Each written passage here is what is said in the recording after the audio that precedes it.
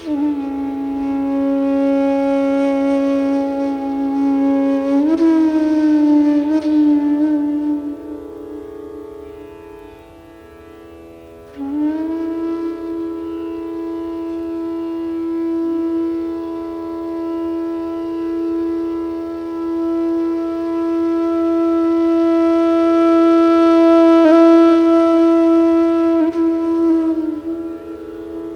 श्री माता जी। आज उपस्थित सभी विश्व के सभी सहयोगियों भाई बहनों को आज के इस सुबह के ध्यान सत्र में हार्दिक स्वागत है। दोनों हाथ परम पूज्य श्री माता जी की ओर, दोनों हथेली के बीच में सहस्रार का जो स्थान है वहां पर और तालु के सहस्रार पर हम ध्यान रखते हैं।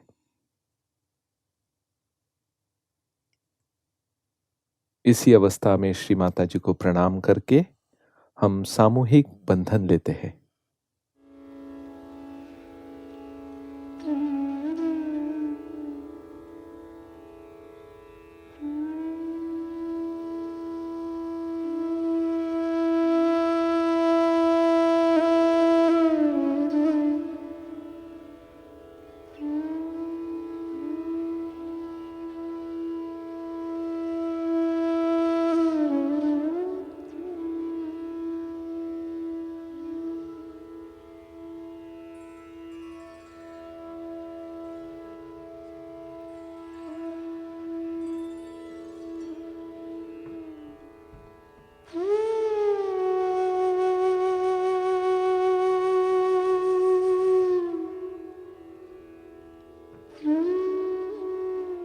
इसी अवस्था को बनाए रखते हुए अब हम 3 महामंत्र और श्री गणेश मंत्र का उच्चारण करते हैं।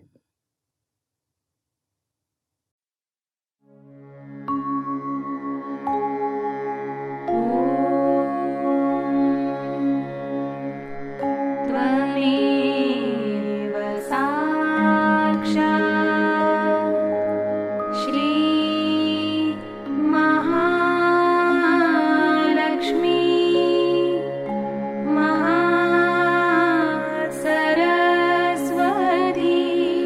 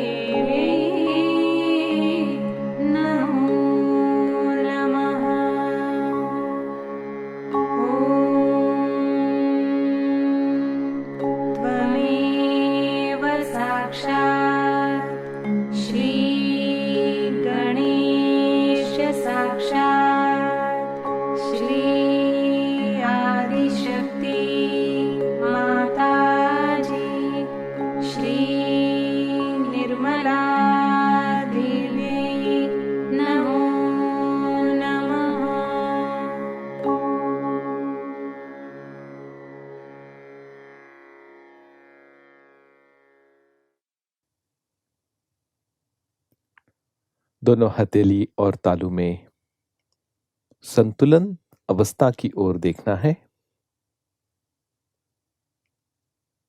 राइट हैंड तालू के ऊपर रखते हुए सहस्रार खुलने का अनुभव देखिए।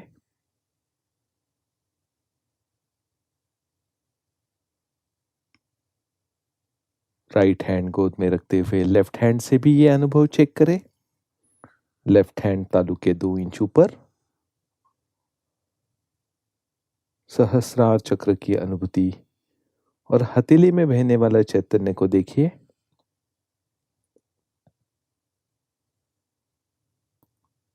धीरे से हाथ नीचे ले। इसी अवस्था में अब हम कुछ क्षण ध्यान में बैठते हैं।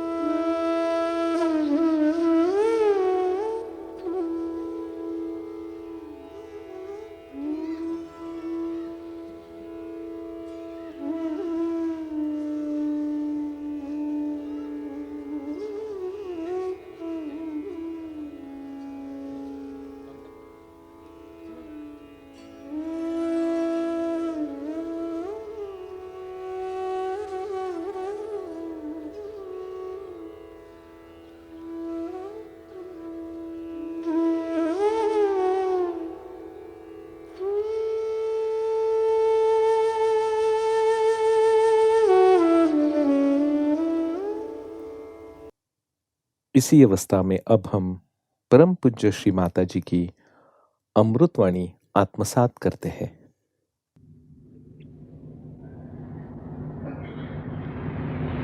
आज हिंदी में मैं भाषण दूंगी। परमात्मा को खोजने वाले सभी भाविक सात्विक साधकों को हमारा प्रणाम। आज 2 तरह के गाने आपने सुने हैं। पहले गाने में एक भक्त विरह में परमात्मा को बुलाता है, इसे अपरा भक्ति कहते हैं। और जब परमात्मा को पा लेता है, जैसे कबीर ने पाया था, तो उसे पराभक्ति कहते हैं। दोनों में ही भक्ति है। इसे कृष्ण ने अनन्य भक्ति कही हुई है, जहाँ दूसरा कोई नहीं होता, जहाँ साक्षात परमेश्वर अपने सामने होते हैं। उस वक्त जो हम लोगों का भक्ति का स्वरूप होता है, उसे उन्होंने पराभक्ति, अनन्य भक्ति। किंतु जब हम परमात्मा को याद करते हैं, उनको स्मरण करते हैं, तब उसकी आदत सी हो जाती है। जब इंसान को इस चीज की आदत सी हो जाती है, तो उस आदत से छूटने में उसे बड़ा समय लग जाता है। वो ये मानने को तैयार ही नहीं होता कि उसकी ये जो साधना है, ये खत्म होने की बेला है।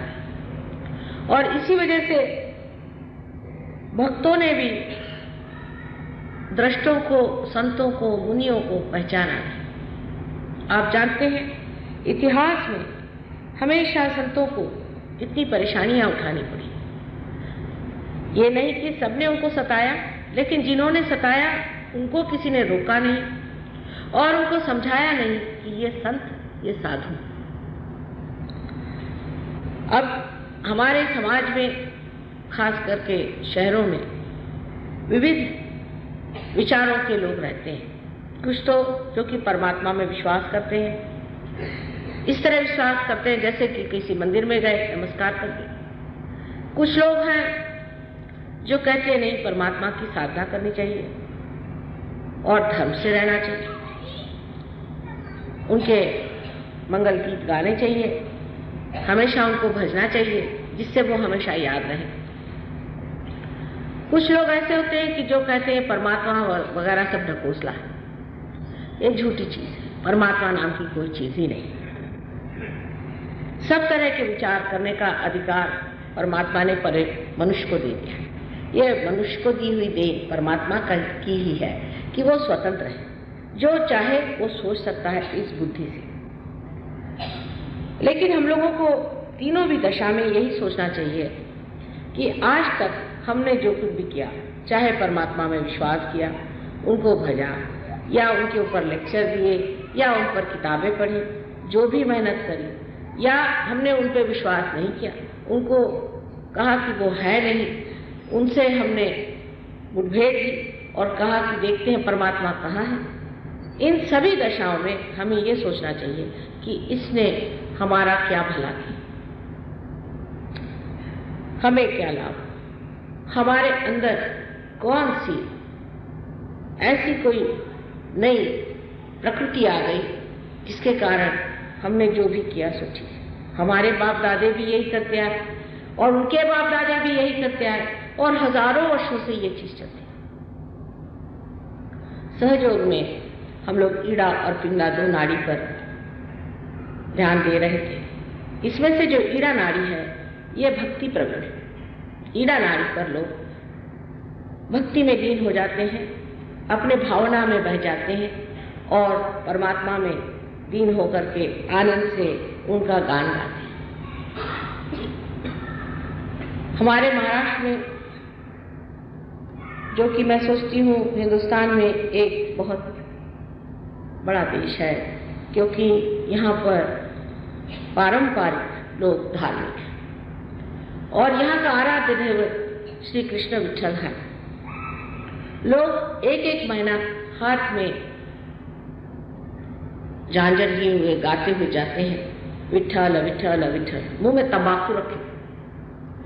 अब तंबाकू जो है ये कृष्ण के विरोध है, बिल्कुल विरोध में पड़े, क्योंकि विशुद्धि चक्र में श्री कृष्ण का स्थान और उससे विठल विठल कह रहे हैं, श्री कृष्ण का नाम ले रहे हैं और उनका जो विरोध है उसी को मुंह में रखे चले जाए।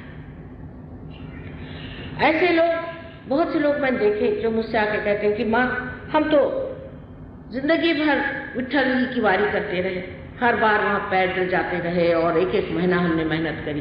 बहुत से पढ़े लिखे लोग भी ऐसा कार्य करते, लेकिन हमें तो परमात्मा मिले नहीं। एक मुसलमान साहब थे जो कि बहुत परमात्मा को पूजते थे, अंत में वो हिंदू हो गए। उनका कि परमात्मा मुसलमान होने से तो मिलता नहीं, चलो हिंदू होकर मिल जाता थे, तो वो हिंदू हो गए।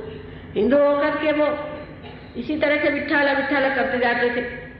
तो उन्होंने कहा कि पहले तो नमाज पढ़ पढ़ के मेरे घुटने छिल गए थे, फिर वारी कर करके मेरे तलवे सब छिल गए, और ये सब होते हुए मैंने ये देखा कि परमात्मा तो मिला नहीं। जो विठ्ठल के सामने लोग खड़े हैं वो भी परमात्मा के पास नहीं, और जो लोग वहां जाते हैं वो भी परमात्मा के पास। हम लोग इसी प्रकार हर समय कभी कोई अखंड पाठ कर रहे हैं, कभी कोई परमात्मा को याद कर रहे हैं। इस प्रकार हम अपनी भक्ति में परमात्मा को याद करते रहते हैं। उससे एक चीज जरूर है कि परमात्मा की तरफ हमारा चित्त है। नामदेव ने कहा है कि एक लड़का अगर पतंग उड़ा रहा है और पतंग आकाश में जा रही है, उधर सब बच्चे उसके साथ खेल रहे हैं, वो बातें भी कर रहा है, सबसे मजाक कर रहा है, और ये करते वक्त भी उसका चित्त उसी आकाश के ऊपर तनाया हुआ जो उसका पतंग है उसकी ओर। इस प्रकार एक साक्षात्कारी मनुष्य का हो जाता है कि उसका पूरा चित्त उसी ओर होता है। लेकिन जो नहीं हुआ, जिसने साक्षात्कार नहीं पाया, उसके लिए उचित था कि वो परमात्मा को याद करे। लेकिन यह सब करने से भी अगर परमात्मा को याद किया और परमात्मा ही नहीं मिले, जैसे आपने कहा कि या आकुल व्याकुल लोग ढूंढ रहे हैं परमात्मा को, और उनको अगर परमात्मा नहीं मिले तो जरूरी है कि मनुष्य कहेगा कि हाँ, परमात्मा नाम की कोई चीज नहीं।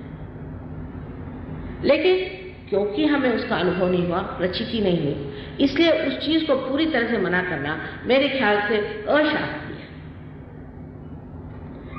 उसको बगैर जाने बगैर, उसकी प्रचिति पाए बगैर उसको कह देना कि वो नहीं है कोई सी भी चीज, मेरे ख्याल से एक तरह से इसको पलायनवाद, एस्केपिज्म।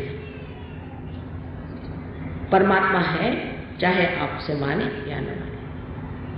मैंने आपको बताया था कि ये फूल, इसको कौन बनाता है, इन फूलों से फल कौन बनाता है, हमें अपने माँ बाप जैसे कौन बनाता है, कौन हमारे अंदर हमारे हृदय को चलाता है। हमारे अंदर अनेक ऐसे व्यवहार है जो मेडिकल साइंस कभी भी समझा नहीं सकती कि कैसे है। इसलिए मनुष्य भक्ति पर उतरता है और परमात्मा को याद करता है। पिंगला नाड़ी पर जब हम आते हैं तो वहां पर मनुष्य ने यह सोचा कि परमात्मा ने जो सृष्टि रची हुई, इस सृष्टि में जो 5 पंचमहाभूत हैं, जो एलिमेंट्स हैं, उसके बारे में जानना चाहिए, उन पे प्रभुत्व पाया गया। तो उन्हें अज्ञादि वगैरह शुरू कर दिया, वेद वगैरह रचे गए। पर वेद में भी बिल्कुल शुरू में लिखा है कि अगर वेद से अगर विद नहीं हुआ, अगर उसकी प्रचिति नहीं आई, तो सारा वेद परायण बेकार। इस भारतवर्ष की एक महिमा है, बहुत बड़ी महिमा है।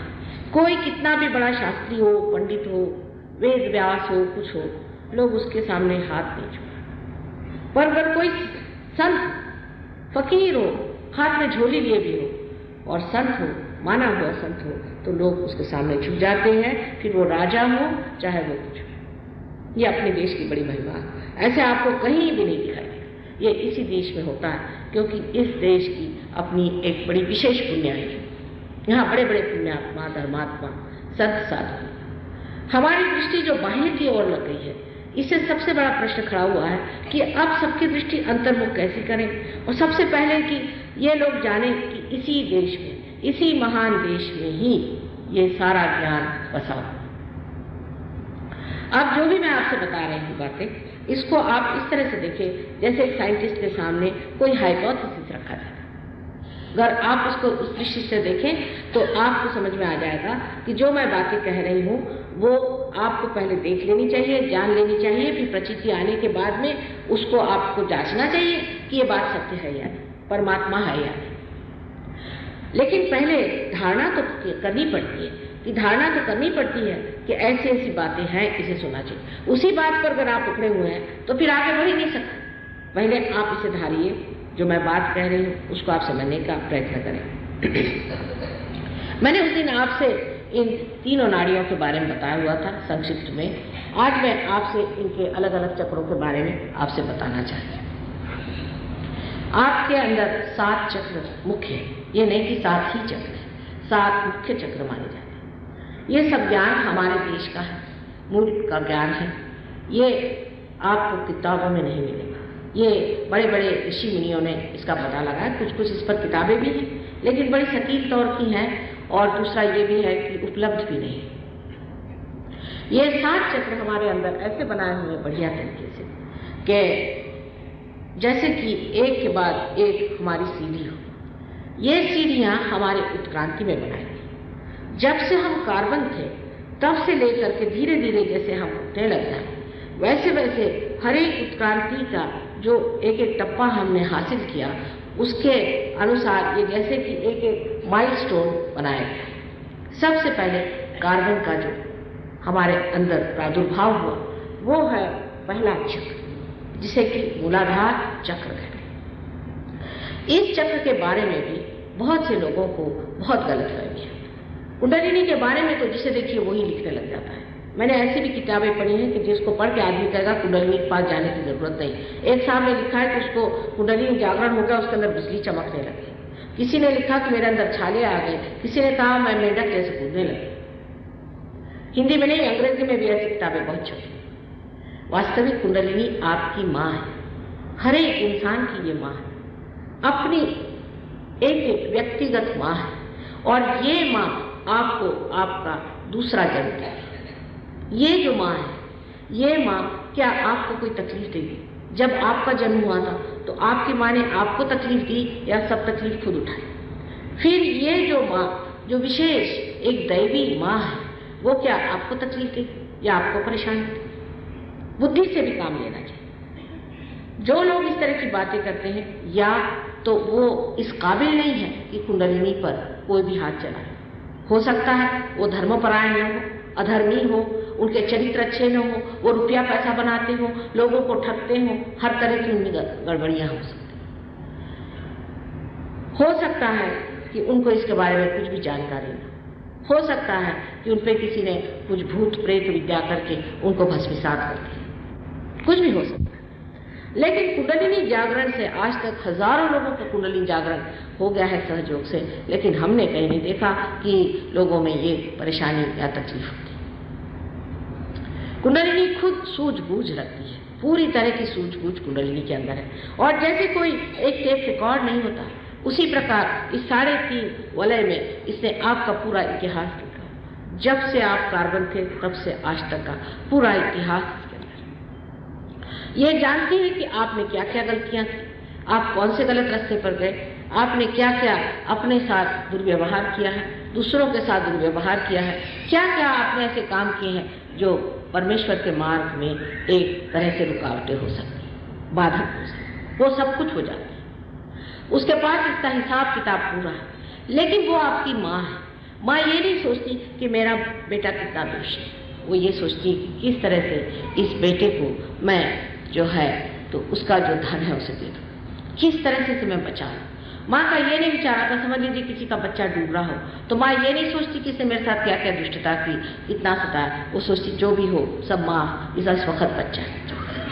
इसी प्रकार ये माँ आपकी यही सोचती है कि आपको किसी तरह से बचा ले। लेकिन इस माँ के लिए आपका जो बाल्यावस्था में पाया गया हुआ अबोधिता का धर्म है, जिसे हम लोग इनोसेंस कहते हैं, वो वहां पर नीचे स्थित है, जहां पर कि इसे मूलाधार चक्र कहते हैं। ये जो कुंडलिनी ऊपर है और मूलाधार चक्र नीचे में है, कुंडलिनी स्वयं मूलाधार में बसी है। मूलाधार जो है वो है कि जिसे कहते हैं कि मूल का आधार। अगर मूल कुंडलिनी है तो उसका आधार माने उसका गृह, उसका घर जो है वो आपकी ये त्रिकोणाकार अस्थि है और उसके नीचे गणेश तत्व जो बसा हुआ है वो आपके अंदर बसी हुई अबोधिता। आजकल तो चालाकी करना, होशियारी दिखाना, बदतमीजी करना या ऐसा कहें कि अपने चरित्र के साथ हर समय विडंबना, ये एक तरह का लोगों का बड़ा शौक हो गया। लोग सोचते हैं कि इसमें उन्होंने बहुत कुछ कमाया। अपनी पवित्रता के साथ छलना करना, अपने सादगी के साथ हमेशा कोई न कोई उपाधि लगा देना, इस पर हमारा बड़ा विचार चलता है कि किस तरह से कैसे क्या किया जाए। ये चक्र जो है हमारे अंदर बहुत महत्वपूर्ण है। हालांकि इस देश में ये चक्र बहुत बलवान है, क्योंकि कुछ भी हो इस देश में पवित्रता का अर्थ लोगों को मालूम। लोग गलत काम करते हैं लेकिन वो जानते हैं कि ये गलत है, लेकिन परदेश में मैंने देखा कि वो गलत काम करते हैं, इस तरह से विचित्र बातें करते हैं कि समझ में नहीं आता कि ये इंसान है या जानवर है। और वो ये सोचते हैं कि उन्होंने बड़ी कमाई कर ली, वो तो एकदम फ्रीडम पे आ गए, उन्होंने बहुत कुछ पा लिया, कि इस तरह के गंदे काम हो रहे। श्री गणेश विशेष करके जो बनाए गए हैं उनका रूप ऐसा है कि उनके सर पे हाथी का सर है। वजह ये कि एक हाथी एक पशु है और पशु कभी भी अहंकार एकत्रित नहीं करता, इसीलिए उसके अंदर अहम की भावना नहीं। वो चिर का बालक होता है और गणेश जी चिर के बालक हैं, लेकिन उनके अंदर जो आयुध है और जो विशेष तरह की उनके पास में व्यवस्थाएं हैं, उन सब व्यवस्थाओं से वो मनुष्य के अंदर जो पेल्विक प्लेक्सस है उसको संभालते हैं। पर ये इतने शक्तिशाली है कि अगर आप किसी भी तरह से कुंडलिनी पर आघात करने का प्रयत्न करें, या जो आदमी धर्म रहित है, जिसमें चरित्रहीनता है, ऐसा आदमी कोशिश करे कि कुंडलिनी को चढ़ाए, वो इस कदर नाराज हो जाते हैं कि आप देख रहे हैं यहाँ पर ये सबसे नीचे बैठे हुए, लेकिन इसके साथ में ईड़ा नाड़ी ऊपर जुड़ी हुई है। उस ईड़ा नाड़ी पर उनका क्रोध जब चढ़ता है तो आदमी के यहाँ से लेकर के यहाँ तक सारे ब्लिस्टर्स भी आ सकते हैं। ऐसा आदमी गर्मी से तड़प सकता है, उसको तकलीफ हो सकती है। ये गणेश का तत्व जो है जितना सुखदायी है उतना ही क्षोभकारी, अत्यंत क्रोधवान है। इस भारतवर्ष में गणेश 8 अष्टविनायक आप जानते हैं कि जागरूक पृथ्वी के तत्व से मिलती है। अब हम लोग मानते थे हैं कि सब ये वैष्णो देवी वहां जाना चाहिए, इस मंदिर में जाना है, उस मंदिर में जाना है, लेकिन ये जागरूक तत्व क्या है? क्या हम जानते हैं ये जागरूक तत्व क्या है? क्या ऐसी कोई सच्ची बात है कि वास्तविक कोई ऐसे जागरूक तत्व का कोई स्थान है? ऐसा स्थान है, क्योंकि पृथ्वी तत्व जो है ये स्वयं साक्षात जागरूक है। आपको आश्चर्य होगा, मैं एक छोटी सी जगह मुसलवाड़ी में गई थी, वहां पर लोगों ने मुझे बताया कि ये जागरूक स्थान है और वहां पर कोई भी दीवार नहीं बना सके। एक अंग्रेज वहां लिख गए कि इस अजीब सी जगह है, यहाँ पर कोई आप दीवार नहीं बना सकते, कोई बंद नहीं बना सकते, तो बंद को ऐसे सीधे लेने की जगह से गोल घुमा दिया और फिर इस तरह से। और पता यह हुआ कि ये जगह एक फकीर ने आके बताया कि ये जगह माँ की ही से छोड़ दीजिए। जब हम जाके हम लोगों ने देखा तो उसके अंदर से चैतन्य की लहरियां ठंडी ठंडी लहर से चल रही, साक्षात सारा संस्थान। लेकिन ये सिर्फ एक फकीर या कोई संत या साधु या सहयोगी बता सकता है। जिसको इसकी अनुभूति नहीं है वो नहीं बता सकता कि ये चीज जागृत है या ये झूठ है या ये सच है या झूठ। इसके लिए आपको वो ऊंची संवेदना जिसे कि हम लोग सामूहिक संवेदना कहते हैं, उसमें जागृत होना पड़ता है। फिर मैं कहूंगी कि आपको जागृत होना पड़ता है, सिर्फ लेक्चरबाजी से नहीं होगा। आपको होना, जब तक आप इसमें प्राप्त न होंगे, जब आपके अंदर इसकी प्रचीति नहीं आएगी, जब तक यह आपको विद नहीं होगा, तब तक आप में और उन साक्षात्कारियों में हमेशा अंतर रहता है।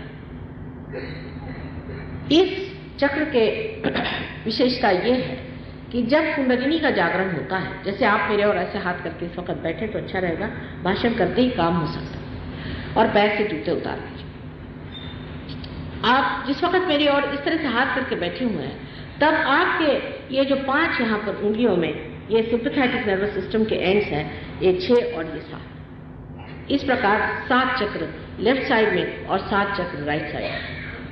अब ये जो 7 चक्र हमारे लेफ्ट और राइट में है, जैसे मैंने बताया था, इस तरह से मिल जाते हैं और सुषुम्ना नाड़ी ऐसी बीच में तैयार हो जाती है। मैंने आपसे पिछले लेक्चर में बताया था।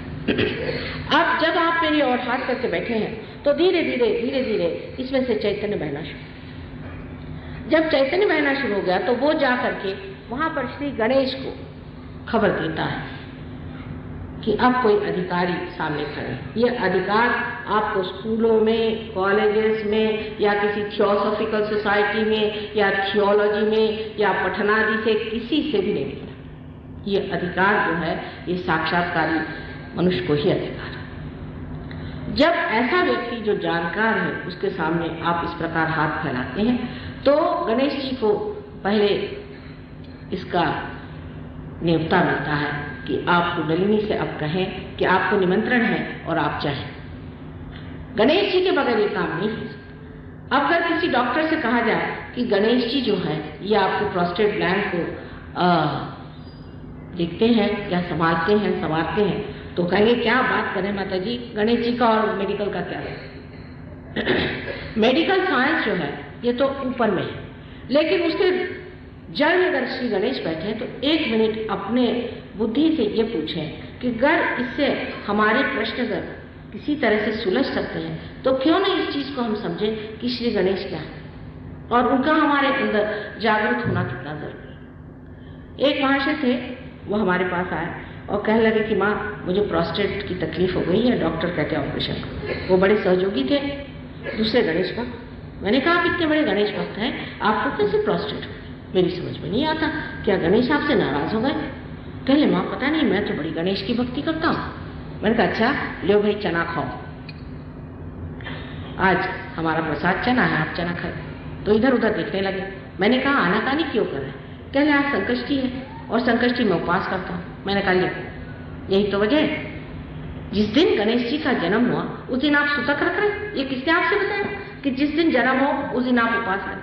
अब धर्म में कितने दोष है देख लीजिए। बहुत से लोग कहते हैं कि धर्म हम इतना करते हैं, हम इतने धार्मिक हैं मां, तो भी हम बीमार हैं। अब देखिए एक छोटा सा दोष देख ले कि जब राम का जन्म होता है तब उपवास करें, कृष्ण का जन्म होगा तब उपवास करेंगे, और नरक चतुर्दशी जिस दिन नरक का द्वार खुलता है उस दिन बैठकर सवेरे खाना खाएं। सब उल्टी बात, बिल्कुल उल्टी बात है। ये पता नहीं किसने सिखाया। जिस दिन आपके घर में बेटा पैदा होगा उस दिन आप क्या उपास करें? जिस दिन दत्तात्रेय पैदा हुए उस दिन उपास। कोई भी देख लीजिए जिसका भी जन्म हुआ उस दिन उपास करते हैं। उस दिन उपास करने की क्या जरूरत है, मेरी समझ नहीं आती। दूसरा ये कि परमात्मा के नाम पर क्यों उपास करते? उसने कब कहा था कि आप उपास करें? आपको करना हो आप करिए, आप अपने शौकिया आपको उपास करना करिए। क्या इस देश में तो ऐसे ही लोग उपास में रहते हैं। लेकिन धर्म में हम इतनी गलतियां करते हैं और बिल्कुल ना समझी से जिसने जैसा कर दिया। स्त्री आचार और ब्राह्मणाचार की वजह से हमारे धर्म में भी इतने दोष आते। वही हाल मुसलमानों का है, वही हाल ईसाइयों का है, वही हाल सिखों का है, सबका एक ही कि अपने बुद्धि से उसको हम समझते नहीं है कि किस वक्त क्या करना चाहिए। अब इनसे मैंने कहा कि आप खाइए, आपको विश्वास नहीं होगा। उन्होंने वो खाया। मैंने कहा आप छोड़िए, आज से आप ये प्रॉमिस करिए कि संगष्टी के दिन आप मोदक बनाकर खाएं, क्योंकि उनको मोदक प्रिय है, इसलिए आप मोदक बनाकर। तो कहा अच्छा माँ, मैं आपको पूरा प्रॉमिस देता हूँ कि मैं मोदक खाऊं। आप आश्चर्य करेंगे कि उनका प्रोस्टेट पूना वो पहुंचे और वो चिट्ठी भेजी कि माँ मेरा प्रोस्टेट गायब, उसकी तकलीफ ही गायब। इसी प्रकार धर्म में हम अनेक अनेक अनेक गलतियां करते हैं, और इसीलिए जब हम कहते हैं कि हमने धर्म धारण किया, हम ये करते हैं वो करते हैं, फिर माँ हमें क्यों नहीं इसका परमात्मा पे कोई दोष मत दीजिए। दोष है जिसने आपको समझाया और बताया। जैसे कि लोग बताते हैं कि जब कुंडलिनी जागरण होता है तो बड़ी गर्मी होती है और ऐसा होता है वैसा है। सब झूठ है, एकदम झूठ है, ऐसा कुछ भी नहीं। इस बात पे आप बिल्कुल मत विश्वास रखिए। ये लोग सब पैसा बनाने वाले आपको डरा डरा करके और ऐसा दिखाते हैं कि ये बड़े कहीं के पहुंचे हुए लोग हैं, और इस तरह से आपको गलत रास्ते पर डाल देते हैं। और आप फिर ये पूछने लग जाते हैं कि भाई हमारा कुंडलिनी जागरण हुआ, उससे तो हमारी हालत ही खराब हो गई, हम तो पागल खाने पहुंच गए। होना ही नहीं, क्योंकि वो कुंडलिनी का जागरण नहीं, वो आपके सिंपैथेटिक नर्वस सिस्टम की ओवर एक्टिविटी हो जाती है, जिससे आप पागल हो सकते हैं। अब श्री गणेश के बाद मैंने आपसे बताया था कि ये जो चक्र है जिसे कि हम स्वादिष्ठान चक्र कहते हैं, इसके बारे में आपसे मैंने पहले बताया हुआ। उससे ऊपर में जो चक्र है, वास्तविक ये चक्र है, यही दूसरा चक्र है जिसे नाभि चक्र, क्योंकि इसी चक्र से स्वादिष्ठान चक्र बाहर निकल करके कमल जैसा निकलता है और चारों तरफ घूम घूम करके, और ये जो बीच में जो जगह बनी हुई है जिसे कि भवसागर कहते हैं, अपने पेट की जो जगह है जिसे विश्रास कहते हैं, इसके पूरी इसको वो जितने भी उसमें इंद्रिय हैं, जितने भी उसमें ऑर्गन्स हैं, सबको वो शक्ति देते हैं। उसके बारे में आपसे मैंने पहले बताया था कि डायबिटीज आदि बीमारियां कैसी होती हैं। लेकिन आज मैं उससे जो उसके जड़ में जो चक्र है जिसे कि नाभि चक्र कहते हैं, उसके बारे में बताऊंगा। नाभि चक्र जो है ये विष्णु का चक्र, नारायण का चक्र। अब कोई कहेगा कि माँ तो सब हिंदू धर्म में क्या है, लेकिन और भी लोग बहुत सारे सब इसी से निगड़ित हैं। ईसा मसीह ने भी कहा है कि those who are not against me are with me. पर ईसाई लोग ये जाके पता नहीं लगाएंगे कि और वो कौन है। उन्होंने तो बना लिया कि ईसा के सिवा और कोई नहीं, इस्लाम ने बना लिया कि मोहम्मद के सिवा और कोई नहीं। इस तरह से उन्होंने सबको एक एक छांट छांट के अलग कर दिया, जिससे जैसे कि एक आदमी लटका हुआ कहाँ पड़ा हुआ था। सबकी रिश्तेदारी आपस में, सिर्फ हम ही लोग उनके नाम ले लेकर के झगड़ा। अब इस चक्र के आसपास आप देखिए कि जो ये पेट का हिस्सा है, इसमें 10 गुरु के तत्व हैं। इसमें से आप सोच सकते हैं कि शुरू से आदिनाथ से लेकर के अनेक गुरु है, जैसे सोक्रेटिस है, लाओत्से से, ये सब इसी में आते हैं। मोसेस है, अब्राहम, और अपने देश में राजा जनक, नानक, मोहम्मद साहब और जोरास्टर, और अभी आखिरी वक्त जो हुए हैं वो है श्री साईनाथ शिरडी जी। ये सब इनके अवतरण 10 मुख्य अवतरण हुए। वैसे तो अनेक गुरु हैं संसार में, लेकिन 10 मुख्य अवतरण। अब जो लोग गुरु को मानते हैं कि गुरु को मान लिया। अब देखिए, गुरु को मान लेना भी एक बड़ी गलतफहमी की बात है। गुरु वही जो साहिब से मिला है, जो साहिब से मिला, जो परमात्मा से मिला, वही गुरु। लेकिन हमारे यहाँ तो हर तरह के गुरु निकल आए हैं, और आप जानते हैं कि हम इतने विकसित हो गए हैं, इतने भ्रांतमय हो गए कि कोई भी आदमी जेल से छूट करके और बैठ जाए, गेरुआ वस्त्र पहन के, लगे उसके चरण छूटे। पहली तो बात यह है कि गेरुआ वस्त्र से हमारा क्या संबंध? हम तो गृहस्थ के लोग हैं। गृहस्थियों का गेरुआ वस्त्र से कोई भी संबंध नहीं होना चाहिए। आप जानते हैं, अगर आपने पढ़ा हो, कि वाल्मीकि के रामायण में सीता जी ने पूरा चैप्टर इन सन्यासियों के बारे में कहा है कि जो सन्यासी है उनको शहर में तो आना ही नहीं चाहिए, किसी गांव में नहीं आना चाहिए। उसकी बहुत सारी मर्यादाएं बताएं, उसमें से ये कहा कि गांव के बाहर कहीं झोपड़ी में रहना चाहिए और किसी भी गृहस्थ की ड्योढ़ी लांघनी नहीं चाहिए। हाँ, जो गृहस्थ है वो गृहस्थ है, लेकिन जिसने संन्यास ले लिया उसको ये सब करने का मना है। लेकिन हमारे यहाँ तो देखिए कि हम लोग गृहस्थी के लोग यज्ञ कर्म लगे हुए, अपने बाल बच्चों को संभालते, कायदे से रहते, और इन लोगों का पालन पोषण हमारे खोपड़ी में। एक तो हमारे बाल बच्चे ही पलते नहीं, ऊपर से इन काशाय वस्त्र वालों को संभालते बैठे रहिए सुबह से शाम। एक सीधी बात यह है कि कोई भी संन्यास लेने से परमात्मा के पास नहीं जा सकता। ये तो ऊपरी थी। संन्यास अंदर का भाव होता है, बाहर का नहीं होता। आप जानते हैं कि राजा जनक को विदेही कहा करते थे और उनकी लड़की को वैदेही, क्योंकि विदेही से पैदा है। वो स्वयं राजा थे, राजा जैसे रहते थे, राजा जैसे आभूषण करते थे, और उनको लोग बड़े बड़े साधु संत दृष्टा उनके सामने नतमस्तक रहते थे, क्योंकि उनकी दशा ये थी, क्योंकि वो स्वयं साक्षात दत्तात्रेय के अवतरण थे, गुरु के अवतरण, आदि गुरु के अवतरण थे।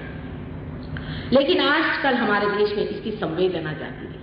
लोग भ्रांत हो गए, बहुत ही भ्रांत हो गए, और ऊपरी तरह से कोई ऊपर से दिखाने वाला कोई तमाशा वाला आदमी पहुंच जाए तो लोग उसके चरण में पहले जाते। कोई ना कोई तमाशा वो करना जानता हो, किसी भी तमाशे के पीछे में भागना हम लोगों में एक स्वभावता, एक बात हो गई कि कोई तमाशखोर पहुंच जाए तो उसके पीछे हम भागते हैं। फिर हजारों लोग उसके चरण में जाएंगे, अरे भाई, और फिर झूठी झूठी बातें उसके बारे में फैलाना कि उसने इस आदमी को ठीक कर दिया, वो ठीक हो गया, उनको शांति मिल गई। इस तरह की गलत फहमियां। बहुत से लोग कहते हैं कि हम उन गुरु के पास गए थे, हमको शांति मिली। मैंने कहा, कैसी शांति मिली? आपको स्मशान शांति मिली हुई है। आप हिल ही नहीं सकते, आपको अशांति तो है ही, लेकिन वो अशांति जो है एकदम जम के पत्थर हो गई, अब आप हिल नहीं सकते। ऐसी ही व्यवस्था होगी,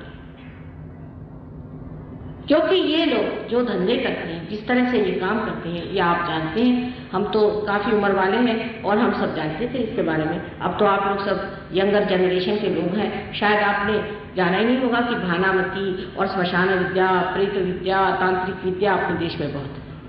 इस समय कुछ मुझे लगता है कि दिल्ली के लोगों का मन तांत्रिकों से कुछ हटा हुआ, नहीं तो जहां जिस गली में जाइए वहां एक तांत्रिक बैठा हुआ था आपके राजधानी में। इस तांत्रिकों का शौक आपको भ्रांत कर दिया और इसमें आप फंस गए। ऐसी छोटी छोटी चीजों के पीछे में भागने वाले लोग परमात्मा को कैसे पाएंगे? अगर मांगना है तो कोई परम चीज मांगनी चाहिए, और परम में ही सब कुछ मिल जाता है। क्योंकि श्री कृष्ण ने कहा है कि योगक्षेम वहाम्यम, पहले जब योग होगा तो तुम्हारा पूरी तरह से क्षेम। कोई महाशय कहता है कि माँ मेरी तंदुरुस्ती अच्छी करो। मेरे पास बहुत से पहलवान आते हैं, कहते हैं माँ हमें तो कोई शांति नहीं जीवन। कोई आदमी कहता है माँ मेरे पास पैसा नहीं। दूसरा रईस आदमी आता है, काम में इससे तो दुखी कोई दुनिया में है। इसका मतलब यह है कि सब संसार दुखी है, और इस दुखी संसार में आप अगर किसी को ये सोचें कि दूसरे के पास कोई चीज है तो उससे वो सुखी है, ये आपको गलत फहमी। आप इस पर विश्वास करें कि जिस मनुष्य को आप सुखी समझते हो वहां दुखी हो सकता है, लेकिन आपको पता नहीं। इसलिए जिस चीज को आप मांग रहे हैं उससे आपको सुख नहीं होने वाला। आप जिस चीज को मांगना है उसे मांगे, और वो है परम, और वो परम तत्व आप ही के अंदर है जिसको आपको पाना है। उसके लिए कहीं जाने की जरूरत नहीं, किसी से कुछ देने की जरूरत नहीं, कुछ उसमें आडंबर नहीं है। बहुत सीधी सरल चीज है, जैसे कि एक बीज को आप अंकुर ला सकते हैं, अगर माँ के उदर में डाल दें, उसी प्रकार ये कार्य हो सकता है। लेकिन मनुष्य के लिए सीधा खाना सादा होना भी कठिन होगा, क्योंकि वो सीधे इधर से खाना खाना आप जानता ही नहीं, इधर से हाथ फिरा के वो खाना खाता है। कोई काम सीधे तरीके से करना उसके बुद्धि के परे हो गया है, उसकी बुद्धि इतनी जटिल हो गई, सोच सोच करके उसका दिमाग खराब हो। इस गुरु के कारण कैंसर जैसी बीमारी होगी। गलत गुरु के सामने अपनी पेशानी, इसीलिए सबने कहा कि अपनी पेशानी सबके सामने मत झुकाओ। यहां तक कि मंदिरों में जब आप जाते हैं, कोई भी आदमी आपको अगर टीका लगा दे, हो गया काम खत्म। हर एक आदमी से आप अपने माथे पर टीका लगाते हैं, बहुत बड़ा दोष है। किसी का क्या अधिकार है कि आपके माथे पर छूए? आप जानते हैं कि आपने तो कहा कि 9-10 साल बिनन को लागी। मैं कहती हूँ कि यह तो हजारों वर्षों से आपको बना बना करके आज परमात्मा ने मनुष्य बनाया हुआ है, और उसको आप किसी के सामने भी सर झुका देती हैं। किसी के सामने भी सर झुकाने को हमेशा लोगों ने मना किया है। सिर्फ साक्षात्कारी जो आदमी वही जानता है कि किसके सामने सर झुकाना चाहिए। हम तो कहते हैं कि हमारे भी पैर छूने की आपको कोई जरूरत नहीं, और न छुओ तो अच्छा है। जब तक आप पार नहीं हो, जब तक आपके आत्म चैतन्य नहीं आया, हम आपके लिए वैसे ही जैसे दूसरे हैं। जैसे कि आप मंदिरों में जाते वैसे ही हम यहाँ बैठे हुए, हमसे आपको छूने से क्या फायदा? चरणों में आने पर तभी फायदा हो सकता है अगर आपके अंदर वो कनेक्शन शुरू हो गया। अगर हम इसके सामने बात कर रहे हैं और ये कनेक्शन ही नहीं है, तो इस बात करने से फायदा? इसलिए किसी को भी पैर पे जाना और पैर पे लेना दोनों ही मैं दोष में समझती हूँ। क्योंकि लोग अब बहुत जबरदस्ती करेंगे। जब किसी से भी हमारा पैर न छूए तो उनको तो लगता है माने जैसे कुछ उनको शाप ही दे। लेकिन मैं ये कहती हूँ, बेटी तुम क्यों छूए? तुमको मैंने क्या दिया? किस लिए मेरे पैर छूए? जब तक तुमको कोई भी मैंने आत्मा का परिचय दिया नहीं, तब तक आप मेरे पैर क्यों छू रहे हैं? मैं भी कोई ढोंगी हो सकती, मैं भी कोई गलत हो सकती। क्या वजह है कि आप मेरे पैर छू रहे हैं? आदत है। और इस आदत की वजह से हमारा एकादश जो है, जो माथे पर हमारा बड़ा भारी एक चक्र होता है, जिसमें 11 रुद्र बैठे। रुद्र आप जानते हैं कि संहार शक्ति। अगर आप किसी और को इस तरह से गुरु मान लें तो इस तरफ में आपके रुद्र पकड़ जाते हैं, और जैसे ही पकड़ जाते हैं ऐसे ही कैंसर की बीमारी तो पहले। कोई आदमी भी, किसी भी आदमी, समझो एक पॉलिटिशियन है, किसी के सामने बहुत ज्यादा झुकता है, वो भी हो सकता है। एक इकोनॉमिक्स वाला आदमी है या बिजनेस वाला आदमी, वो अगर किसी के आगे जरूरत से ज्यादा नतमस्तक रहता है अपने बिजनेस के लिए, वो भी। कोई भी आदमी जरूरत से ज्यादा अगर किसी के सामने सर झुका है तो उसको कैंसर की बीमारी हो सकती है। उसके इधर की जो 5 रुद्र में से 5 रुद्र पकड़ सकते हैं। इसलिए सबके सामने नतमस्तक होना मनुष्य के लिए बिल्कुल व्यर्थ है। लेकिन किसी से अकड़ना भी वैसी बात है कि मैं ही गुरु हूं, मैं ही भगवान हूं, मैं ही सब कुछ हूं, मैं ही सब करता हूं, मुझे कौन बताने वाला है। ऐसे भी लोग हैं जो कहते हैं कि तुम ही गुरु और तुम इस खोजो, दूसरों को खोजने मत, तुम ही हो सब। ये भी बात है, क्योंकि आप खुद साक्षात्कारी नहीं है। जब तक एक दीप जला नहीं तब तक वो अपने आप से जल नहीं सकता। एक जला हुआ दीप ही उसे जला सकता, पर उसमें लेना देना कोई नहीं बनता है। उसमें किसी भी तरह का स्वार्थ नहीं होता है, किसी भी तरह का उपकार नहीं होता है। ये तो आपका दीप जला नहीं, और एक दीप जला हुआ उसे छू गया, आप जल गए। उसमें किसी भी तरह की ऐसी बात नहीं आती कि जिसमें आपको पूरी तरह से ये कहना है कि आपका कोई व्यक्तित्व न रहे। आप एकदम से पागल जैसे उनके पीछे लगे। अभी ऐसे बहुत से लोग मैंने देखे, स्पेन में 50,000 लोग ऐसे हैं कि जो एक गुरु महाराज कोई है, उनके पीछे में इतने नतमस्तक है कि पागल है। स्पेन की महारानी हमें मिली थी, वो कहने भाई आपके देश से ऐसे ऐसे आप गुरु घंटाल यहाँ भेजते हैं कि उनका क्या करें, कुछ समझ नहीं आता। हमारे यहाँ 50,000 यंग लोग एकदम पागल हो। इस तरह के न जाने कितने तरह तरह के लोग आपने बाहर भेज दिए। आपको एक्सपोर्ट के लिए और तो कुछ मिला नहीं देश में, कुछ बढ़िया से उठा करके ऐसे लोगों को बाहर भेज दिया है कि सबने नाक कटा के। और उनके लिए हम अगर कुछ कहें तो लोग कहते हैं कि माँ तो बहुत इंटॉलरेंट है। तो क्या ऐसे लोगों को हम हार पहनाएं, उनकी आरती उतारें और उनको सिंहासन पे बिठाएं? पहले जमाने में तो दैत्यों को मारा गया, मार के उनको पूर्णतः हत्या कर दी गई थी। लेकिन अब कम से कम उनको कहा तो जाए कि ये दैत्य है और राक्षस है। उसमें आप लोगों को क्यों इतने परेशानी हो जाती? क्या आप भी उन्हीं के साथ मिले हुए? दूसरे लोगों को लूटना, खसोटना, उनसे पैसा लेना, उनको दूसरे मार्ग में डालना, ये कहाँ का था? और वो भी भारतीय होकर के आपको क्या अधिकार? ये एक तरह का अजीब सा छिपा हुआ एग्रेशन, और ये इस तरह से छाया हुआ है कि आप आश्चर्यचकित होंगे कि एक साहब वहां आते हैं लंदन, और उन्होंने कहा कि साहब मेरे लिए अगर आप रोल्स रॉयस दें तो मैं आऊं। अब सब लड़कों ने एक साल भर सिर्फ आलू खाया, पैसा बचाया और उनको रोल्स रॉयस दी। एक लामा साहब पहुंचे वहां, ये लोग आके मुझे बताते, मुझे बड़ी हैरानी। लामा साहब जो कि बड़े साधु सन्यासी बनते हैं, वो वहां पहुंचे, उनका साहब हमें तो मार्बल के फ्लोर के सेवा होता नहीं, वहां मार्बल बड़ा महंगा मिलता है स्वीडन में। तो स्वीडन के बेचारे लोगों ने भूखे रह करके उनके लिए मार्बल का फ्लोर बनाए थे, ये पधारे वहां। और पधारने के बाद ये चीज कि आप उनके सामने जाइए तो 1001 बार उनके सामने आप झुके। मैं आपको इसलिए सब बातें बता रही हूँ कि इस सब चक्कर में कोई ना कोई आप लोग होते ही। सवेरे 10 आदमी मिलने आए, उसमें से 9 इस चक्कर में। वहां हमें समझ नहीं आता, हमने तो कोई गलती नहीं करी। मैंने कहा तुम खोजने क्या गए थे? ये जिसने परम की बात की और जिसने परम दिया उसी के चरण में जाना चाहिए और उसी के शरण में भी जाना चाहिए। बाकी सब बेकार है। इनकी बातें जो हैं, बातों से तो इंसान का दिमाग खराब हो जाता है।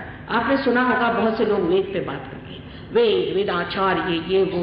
एक महाशय बंबई में है, बड़े भारी वेदाचार्य, अमके पंडित तमके पंडित। उनकी उम्र हमसे छोटी है, बड़ी नहीं, लेकिन वो जब बात करते तो ऐसा लगता है कि सठिया जो बकते चले जाते हैं, ऐसे बकते चले जाते हैं। लोग तो उनके पास 5 मिनट खड़ा होना नहीं चाहते। अब उनको समझ नहीं आता कि लोग उनसे भागते क्यों। इस कदर क्रोधी और तपस्वी क्या करना चाहिए, तापमय इंसान है कि जो भी उनसे के पास बैठता है वो कहता है बाप रे बाप, ये तो एकदम तूफान आता है। और गुस्सा उनको इतना आता है कि अगर कोई उनकी बात किसी समझ नहीं तो कहते हैं अरे तुम तो ऐसे दुष्ट हो, तुम तो ऐसे खराब हो, और लेकर के मारना शुरू कर। अब बताइए, इतने वेदाचार्य और फलाने और ठिकाने होते हुए उनके ये सारा बाहरी रह गया, कुछ उनके हृदय में कुछ नहीं गया, ना उनमें दया, ना अनुकंपा, ना कुछ नहीं, बस बड़बड़ाते रहते सुबह शाम तक। ऐसे मैंने फ्रांस में बहुत से देखे, वो तो बस में चढ़ते हुए बड़बड़ाते। पूछा क्या? ये कहले बड़े भारी पादरी थे। मैंने कहा वाह भाई, ये पादरियों का ये एक बड़े भारी पादरी थे, इसलिए हम लोग कुछ इनको कहते नहीं, बस में बड़बड़ाते चलते सुबह से शाम तक। ऐसे बहुत मिलते हैं फ्रांस में। मेरे ख्याल से वहां इस तरह के प्रकार बहुत हो चुके, लोगों ने बहुत अध्ययन करके और पगला लिया। तो इस तरह के गुरुओं के जो कि सिर्फ बातचीत ही बातचीत करते, आपको कहेंगे 50 पारायण करो, दत्तात्रेय का आप पारायण करो, गुरु का आप पारायण करो। 50 पारायण करने के बाद में मिला के एक महाशय हमारे पास आए, हमसे कह लेंगे माँ हमने तो 14 वर्ष की तपस्या की। मैंने कहा अच्छा, और उन्होंने सिर्फ पारायण करने को कहा और शिव जी का मंदिर धोता रहा। और अब क्या हुआ? खले 1 मिनट में कुंडली जागरण हो। तो मैंने कहा भाई ये सोचना चाहिए कि पारायण करने से परमात्मा मिलता है। तो अपने देश में कितने लोग हैं जो तो पढ़ भी नहीं सकते, इसका मतलब उनको परमात्मा नहीं मिलेगा, सिर्फ पढ़े लिखों को ही मिलेगा। जो वेदाचार्य उनको मिलेगा, जो वेद पढ़ सकते। संस्कृत जाने वाले कितने लोग? मैं कहती हूँ कुरान शरीफ पढ़ने वाले कितने लोग, या बाइबल पढ़ने वाले कितने लोग हैं? मतलब जो वो पढ़ते नहीं वो काम से गए। ऐसे कैसे हो सकता है? जो परमात्मा सबका ही निर्माण करने वाला है, सबको ही प्रेम करने वाला है, वो कैसे काम करेगा? इसलिए जो गुरु तत्व में खराबी आ जाती है उससे आप लोग सब बच के रहिए। और ये गुरु तत्व हर तरह से आपके अंदर एक तरह की सीमा बांध देता है कि ये हम करके दिखाएंगे, उनका 4 दिन का उपवास हम 10 दिन का करके दिखाएंगे। ये सब चीजों से परमात्मा नहीं मिलता। सहज सरल, सहज समाधि ला, सहज होना चाहिए। पर जो चीज सहज नहीं है, जिसमें असहज है, वो परमात्मा की चीज हो ही नहीं सकती। एक सीधी बात आप सोचिए कि आप इंसान बने, आपने कौन सी मेहनत करी? आप क्या सर के बल खड़े हुए कि आपने अपनी दुनिया काटी थी? किस तरह से आप बन गए? आप इंसान अपने आप सहज सरल बन गए। इसी प्रकार उचित स्थिति में जाने के लिए भी सहज ही भाव होना चाहिए। और जब तक सहज भाव नहीं आता है तब तक आप जो भी ऐसी उटपटांग चीजें करते हैं उससे आपको नुकसान हो, तकलीफें होंगी, चक्र पकड़ेंगे, आपको परेशानी होगी, चाहे वो शारीरिक हो, मानसिक हो, बौद्धिक हो, पर आप परेशानी कर। इसलिए मैंने पहले कहा कि सहज भाव से बैठे और कहा कबीर को गाओ, क्योंकि कबीर सहज भाव, उनका मिलन हो चुका था इसलिए वो मिलन में गाते थे। अब ये जो आपका जो चक्र है इसमें एक तरफा तो ये हुआ कि जहां आप किसी को भी गुरु मान लिया, ऐरा गहरा नट्ठू खैरा जैसे कहते हैं, किसी को भी गुरु मान लिया, गलत आदमी को गुरु मान लिया, गलत चीजों में सर झुकाते हैं। दूसरे ऐसे होते हैं कि जो किसी को मानते नहीं, भगवान को भी नहीं मानते, मैं इन्हीं सबका गुरु हूं, उनसे इधर के जो 5 सूत्र है वो पकड़ जाते हैं। इस प्रकार के 2 प्रकृति के आदमी होते हैं। अब जो किसी को नहीं मानते, जो बड़े भारी वेदाभ्यास करने वाले हैं, इनके बारे में अभी मैंने आपको वर्णन करेंगे कि किस तरह के होते हैं और उनकी जो प्रवृत्ति होती है इस कदर घनीभूत तरीके से क्रोधी होती है कि इस आदमी के पास भगवान हो ही सकता है, ऐसा कोई भी नहीं विश्वास करता। भगवान इनके पास से गुजर सकते हैं, ऐसा भी कोई नहीं विश्वास कर सकता। परमात्मा जो है वो प्रेम का, आनंद का, सौख्य का और अनुकंपा का सागर है, क्षमा का सागर है। जिस आदमी में इस कदर क्रोध, इस कदर सबके साथ वितृष्णा, वो आदमी कभी भी परमात्मा का आदमी हो नहीं। अब इसके बीच में जो विष्णु का तत्व है, इसके बारे में मैं जरूर आपको बताना चाहूंगी, क्योंकि अपने देश में हर एक जगह जाइए तो लोग मुझसे कहते हैं, माँ हमारे गरीबी का क्या होगा। जैसे कि इन लोगों ने कुछ गरीबी का ठीक ही किया हो, जो मुझसे कहते हैं कि गरीबी का क्या होगा। वही बात हुई, कृष्ण ने कहा कि योगक्षेम वहाम्यम, पहले योग को प्राप्त हो, उसके बाद आपका मैं क्षेम करूं। जिस जिस गांव में सहयोग हुआ, जहां जहां हम गए, जिन्होंने योग पाया, उनके सब प्रश्न सॉल्व हो। किस प्रकार? सबसे पहले तो सारी गंदी आदतें छूट जाती, धर्म जागृत हो जाता, मनुष्य के अंदर की जितनी भी आदतें जिससे मनुष्य जकड़ा हुआ है वो सारी ही एक साथ छूट जाती। आप जानते हैं, अभी बता रहे थे कि 200 आदमी हमारे साथ परदेश से घूम रहे थे। इन लोगों में से न जाने कितने ड्रग लेते थे, कितने अल्कोहलिक्स थे, कितने कैसे कैसे थे, हम तो कुछ देखते नहीं। जो आया उसे पहले पार होने के बाद धर्म जागृत हो गया। एक महाशय थे, उनको बहुत शराब पीते थे, कहने लगे, फिर सहयोग में आते ही दूसरे दिन से उनकी शराब छूट गई, एकदम शराब छूट गई। तो उन्होंने कहा कि अच्छा एक बार जर्मनी गए, कहने थोड़े देखें कैसा क्या, उनको एक शराब बहुत पीते ही साथ कहने ऐसी उल्टियां आने हुई और उसमें से ऐसी गंदी बदबू आने लगी कि हमने कहा ये तो क्या हम मोलासिस पी रहे हैं कि क्या कॉर्क पी रहे हैं, कि समझ ही नहीं आ रहा था क्या पी रहे हैं। और उल्टी पे उल्टी, उससे इतनी घृणा होती। हमने तो कुछ नहीं किया, हम तो वहीं लंदन में बैठे हुए। लेकिन आप ही स्वयं धर्म हो जाने की वजह से, क्योंकि आपके अंदर ये 10 गुरु जागृत हो जाते हैं जो साक्षात धर्म है, इसकी वजह से अपने आप ही गंदी आदतें छूट गई।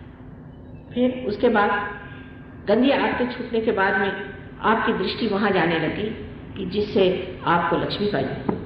जैसे एक महाशय, आपको विश्वास इस बात का भी होना जरा कठिन है, लेकिन आपसे बताएं, एक हमारे पहचान के थे, उन्होंने हमें बताया कि माँ जब से मैं सहयोग करने लग गया बड़ा चमत्कार है। मैंने कहा क्या हो?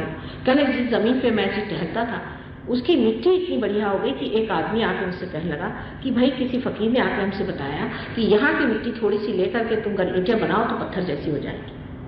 तो वो हमारे यहाँ आया और हमसे तो वो बिल्कुल तौल से मिट्टी ले जाता। लेकिन पहले जागृति होनी चाहिए लक्ष्मी तत्व की। लक्ष्मी तत्व की जागृति न किए बगैर अगर आप चाहे आपके अंदर लक्ष्मी आएगी तो नहीं, पैसा आ जाएगा, पैसा आ जाएगा, लक्ष्मी जी नहीं आए। और लक्ष्मी जी कैसी होती? एक हाथ से उनके दान है, एक हाथ से उनका आश्रय है और हाथ में 2 कमल के सुंदर पुष्प हैं जो कि उनके प्रेम के प्रतीक है।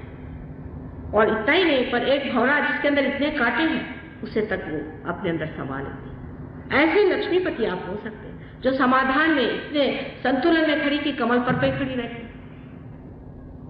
इतनी सादगी से, इतनी डिग्निटी से वो रहती।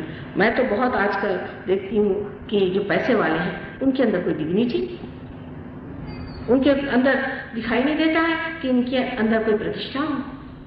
बिल्कुल अप्रतिष्ठित तरीके से इस तरह से लांगन चाल करते हैं कि समझ भी नहीं आता कि इतनी चापलूसी करने की इनको क्या जरूरत है जब इनके पास लक्ष्मी का प्रसाद है। पर लक्ष्मी का प्रसाद नहीं है, सिर्फ पैसा है। अगर गधे के ऊपर आप अगर नोट लगा दीजिए तो क्या वो लक्ष्मीपति हो जाए? तो ऐसे पैसे वाले से वो लक्ष्मीपति जो कि अपने शान में, अपने गौरव में खड़े रहते, जो किसी के सामने हाथ नहीं फैलाते, जब है तब बातते ही रहते। ऐसे हमने अपने आंखों से लोग देखे हुए हैं, ऐसे हमने जाने हैं लोग जो होते हैं। हमारे स्वयं पिता इस तरह के। उनकी इतनी दानी प्रवृत्ति थी, वो सवेरे हर इतवार को चीजें बांटा करते, किसी दिन कंबल बांट दिया, किसी दिन कुछ, और उनकी आंख हमेशा नीचे रहती थी और देते रहते थे। लोग 2-2 ले जाए, कोई 3-3 ले जाए। तो हाँ, कोई कहे उनसे कि क्या कर रहे हैं आप 2-2 3-3 कंबल एक आदमी दे रहे हैं, आंख क्यों नीचे किए?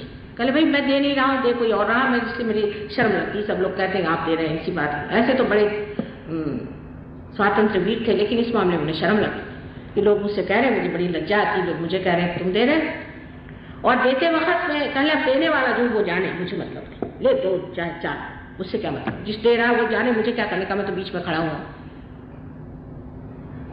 ऐसे लोग थे पहले इस भारतवर्ष में। अब तो पता नहीं, मैं कुछ वो दिखाई नहीं दे रहा इस तरह का तरीका।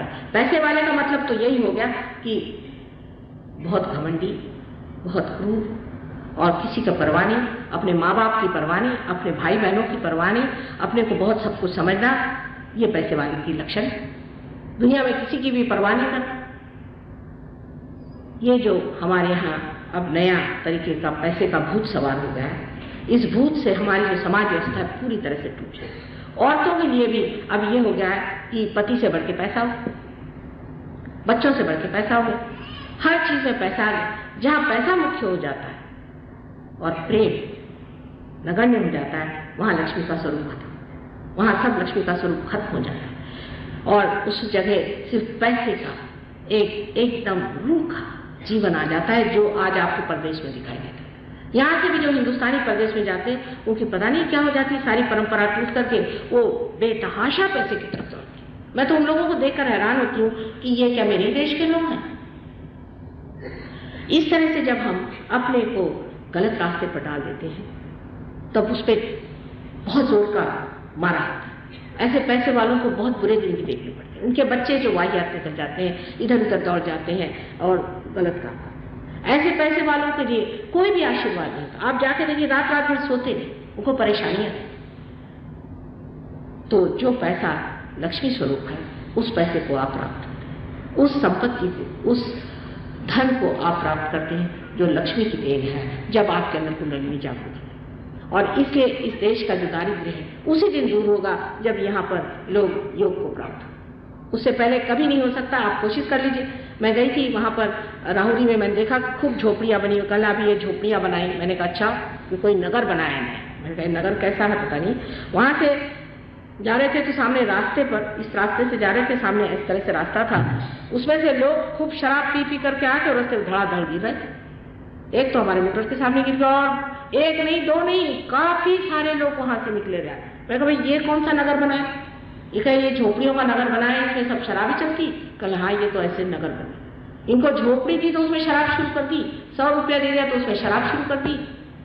ये कोई गरीबी हटाने का लक्ष्य नहीं। इस तरह से गरीबी नहीं हटेगी। ये तो शराब ऐसे पीछे पड़ गई कि आप इसमें से 50% गरीब मर ही जाएंगे तो गरीबी हट जाएगी। इलाज तो ऐसा ही हो रहा है कि लोग जीने ही नहीं वाले। रास्ते पर घर घर गिर रहे थे, उनमें कोई ताकत नहीं थी, क्षीण हीन ऐसे बने हुए लोग। इनकी गरीबी आप क्या हटा सकते? इनको तो पैसा मुफ्त देने से इन्होंने शराब पी पी करके और धंधे कर करके और अपना सर्व सत्यानाश कर लेना। अब गरीबी हटाने पर एक और प्रश्न है कि जब हम इस तरह की तांत्रिक विद्या और ऐसी मैली विद्याएं करते हैं तो लक्ष्मी जी दूसरे पैर से चली जाएगी। जिस घर में तांत्रिक विद्या शुरू हो जाएगी, लक्ष्मी जी दूसरे पैर से चली जाएगी। आज मैं विशेषकर धर्म पे बात कर रही हूँ क्योंकि ये बहुत जानना जरूरी कि हम धर्म में कितनी गलतियां करते हैं। जो लोग अपने घर में दिवाली मनाते हैं, हर जगह दीप जला देते हैं रात, क्योंकि वहां रात्रि होती है। उस वक्त ये न हो कि लक्ष्मी कहीं लौट के चली जाए। उनको अंधेरा पसंद नहीं। और जितनी मैली विद्या है, जितनी भूत विद्या, प्रेत विद्या, श्मशान विद्या और ये दुष्ट गुरुओं का जो चक्कर चला, अगुरु लोग जो है, इन्होंने जो चक्कर चलाया है, इन सब चक्करों की वजह से अपने देश में बिल्कुल काली फूट गई, एकदम काला अंधकार है। और वो काला अंधकार होने की वजह से अपना देश उठे। जब तक इन लोगों को आप समुद्र में नहीं डाल दीजिएगा, जब तक इनको आप अपने हृदय से निकाल नहीं दीजिएगा, और इस तरह की चीजें जब तक आपके समाज से जाएंगी नहीं, आपके समाज की गरीबी कभी हट नहीं सकती, क्योंकि लक्ष्मी जी ऐसे स्थान में बसती थी। तीसरी चीज इसलिए लक्ष्मी जी हमारे देश में नहीं है, उसका मुख्य कारण यह है कि यत्र नार्या पूज्यन्ते तत्र रमन्ते देवता। माने ये कि जो इंसान स्त्री की पूजा करता है, स्त्री को मानता है, उसकी इज्जत करता है, वहां देवता का रमण होता है। लेकिन स्त्री भी पूजनीय होनी चाहिए। स्त्री भी ऐसी हो कि जिसकी पूजा न की जाए, तो ऐसे स्त्री से फायदा है। तो स्त्री ऐसी होनी चाहिए जो पूजी जाए, जो पूजनीय हो, जो पवित्र हो, जो उच्च विचार लेकर के संसार में रहे, प्रेम से अपने घर और रिश्तेदार और सबको संभाल के। ऐसी जो स्त्री हो जो पूजी जाए, ऐसी स्त्री के पति जो हो उनकी इज्जत करें, घर वाले उनकी इज्जत करें, स्त्री की, बच्चों की, लड़कियों की, माँ की जहाँ इज्जत होती वहां देवता रमण करते हैं, नहीं तो भूतों का नाच शुरू हो जाता है। अब आप सुन रहे हैं कि अपने देश में स्त्री की क्या स्थिति है। मैं तो तब भी कहूंगी कि हिंदुस्तान की नारी एक विशेष स्वरूप की औरत है, जिसने बहुत कुछ सहन किया। पुरुषों की ज्यादती जितनी हिंदुस्तानी नारी सहन करती है वो कोई नहीं सहन करता। और अपना समाज ही पूरा ऐसा बन गया है आज कि बिल्कुल हम लोग इस मामले में निर्लज्जता से बात करते हैं। कोई कहता है कि साहब इतने लाखों रुपया की दावरी दीजिए और नहीं तो आप हमारे दरवाजे नहीं। बिल्कुल उनको इस मामले में शर्म भी नहीं आती इस तरह की बात करने की। और इस तरह की चीजें इतनी अपने समाज में आज प्रचलित हो रही, जितनी जितनी बढ़ती जाएंगी उतने उतने आपके देश में गरीबी है। किसी लड़के को बेच करके और लड़की के नाम पर अगर आपने रुपये इकट्ठा किया, आप देख लीजिएगा उसमें कभी भी आपको यश नहीं आएगा। आप करके देखिए, कोई आदमी है लाखों रुपया इस तरह से ले ले, उसको कोई ना कोई घाटा आएगा, कोई ना कोई बड़ी बर्बादी होगी और जा करके वो बिल्कुल ऐसी दशा में पहुंच जाएगा जहां से निकलने का, या तो कोई ऐसे बीमारी में फंस जाएगा या ऐसे कोई बेकारी में फंस जाएगा, कोई ना कोई ऐसी चीज उसे हो जाएगी जिससे वो पछताना पड़ेगा। क्योंकि किसी भी सती स्त्री, किसी भी स्त्री जाति का अपमान करना शक्ति का अपमान है। अगर वो स्त्री हाँ इस तरह की है जो बेकार है और जो पूजनीय नहीं है, उसके बारे में नहीं कहें। पर अपने भारतवर्ष में आज मैं जरूर कहूँ यहाँ की स्त्री बहुत पूजनीय है। अब भी औरतें हमारे यहाँ ग्लैमर वगैरह में विश्वास नहीं करती। अब है कुछ पागल, उनको छोड़िए, लेकिन अधिकतर औरतें सादगी से अपने चरित्र को संभालते हुए रहती। जिस देश में पद्मिनी जैसे लोगों ने जौहर की, कोई विश्वास नहीं करता। अगर प्रदेश में जाकर मैं कहूँ कि हमारे देश में तो चैरिटी के पीछे में औरतों ने जौहर कर दिए, तुम बात क्या करते? वो कहले हो ही नहीं सकता।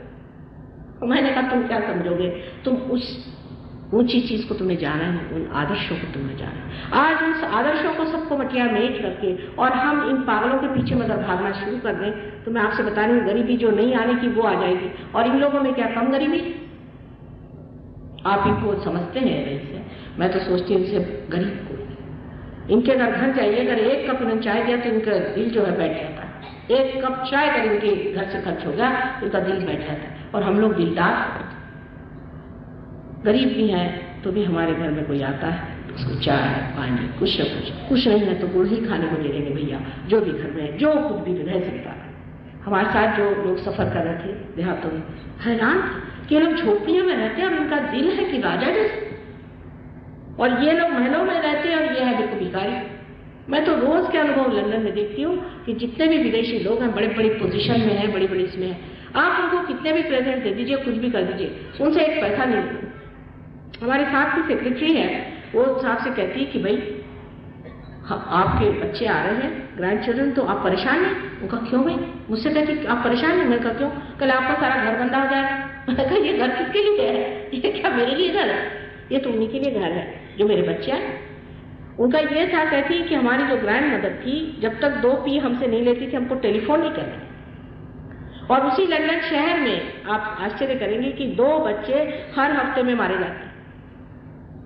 तो ऐसे देश के अफियत से भगवान बचाए रखे, आप लोग उस और जाने की कोशिश न करें। जो कुछ है उसमें समाधान से परमात्मा की ओर दृष्टि देकर के अपने लक्ष्मी तत्व को आप जागो। इस देश का लक्ष्मी तत्व बिल्कुल जागृत हो सकता है, पर उसका सौष्ठव और उसका गौरव समझते हुए अगर हम उसको न समझें और व्यर्थ की चेष्टाओं से और हम चाहें कि लक्ष्मी इकट्ठा कर लें, तो कभी भी हमारे अंदर लक्ष्मी तत्व जागृत नहीं हो सकता। यही अपने देश का तरुणोपाय है कि अपने धर्म में जागरूक।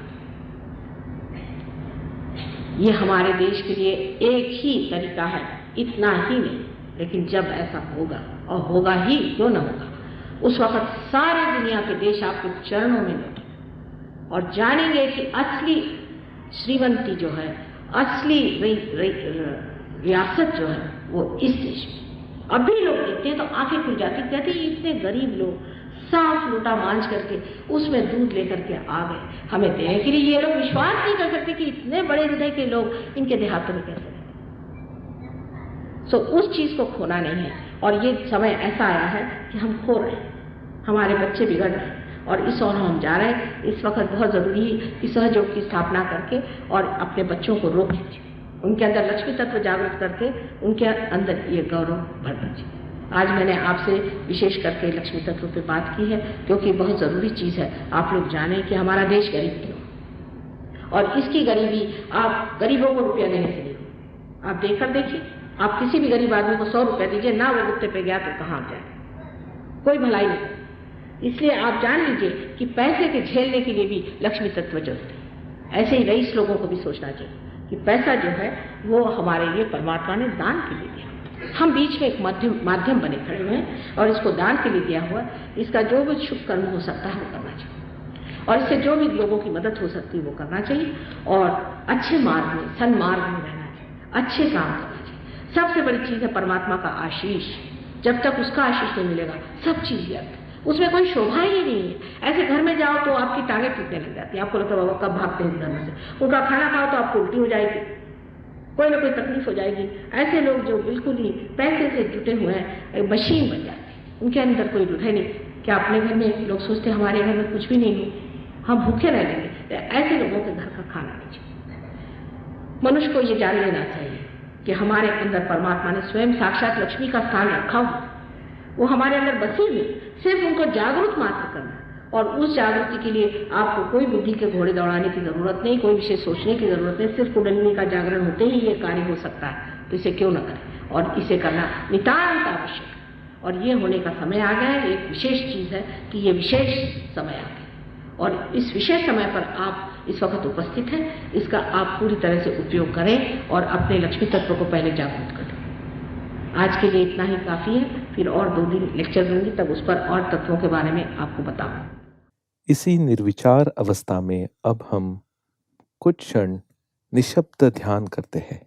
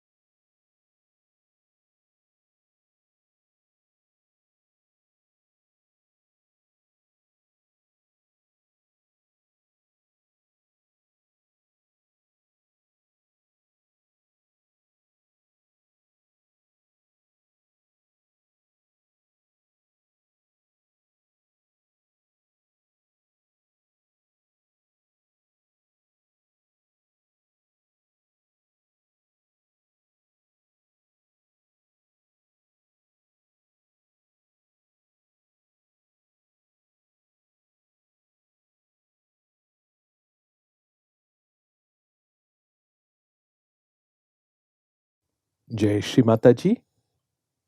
श्री माता जी के चरणों पर प्रार्थना अर्पित करते हैं। परम पूज्य श्री माता जी, कृपावंत होकर हमें श्री गणेश जैसा अबोध बनाइए। एक माँ के प्रति जो बच्चे का समर्पण होना चाहिए, ऐसा समर्पण हमें दीजिए।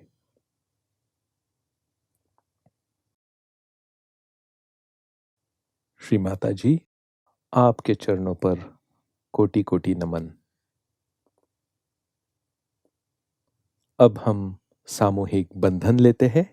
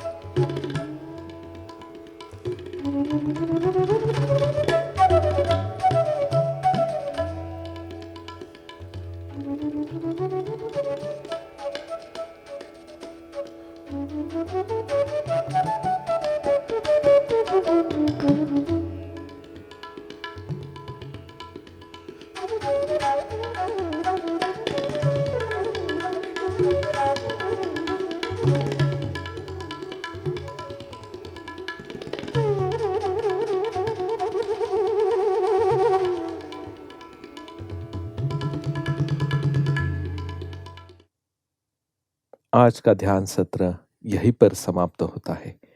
जय श्री माता जी।